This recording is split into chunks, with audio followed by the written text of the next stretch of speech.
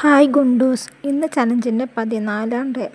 ഇന്ന് same wait തന്നെയാണ്. ഇന്ന് 1 ഇഞ്ച് പോലും വ്യത്യാസപ്പെട്ടിട്ടില്ല വെയിറ്റ്.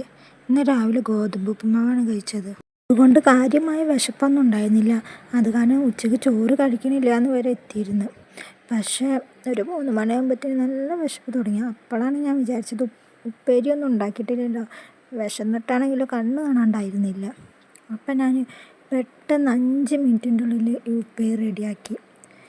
എന്നിട്ട് സാവകാശം ചോറൊക്കെ കഴിച്ച് ആസ്വദിച്ചിരുന്ന് വയറ് ഫില്ലാക്കി. കുറേ വെള്ളം അതിൻ്റെ ഇടയിൽ കുടിക്കുന്നുണ്ട് കേട്ടോ.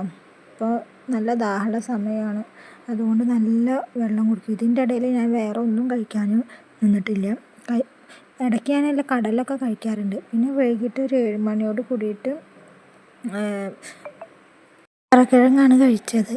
പിന്നെ നാളത്തേക്കുള്ള പ്രിപ്പറേഷനൊക്കെ ആയിട്ട് കുറച്ച് രാഗിയൊക്കെ കഴുകി ഉണക്കി രാത്രിയാണ് ചെയ്തത്. ഫാനിൻ്റെ ചുവട്ടിലൊക്കെ ഇട്ടിട്ട് ഉണക്കിയെടുത്ത്. ഇത് 2 കിലോ രാഗിയുണ്ട്. അത് ഞാൻ വീട്ടിൽ തന്നെ പൊടിപ്പിച്ചിട്ടാണ് ഉപയോഗിക്കാറ്. പാക്കറ്റ് മേടിക്കാറില്ല.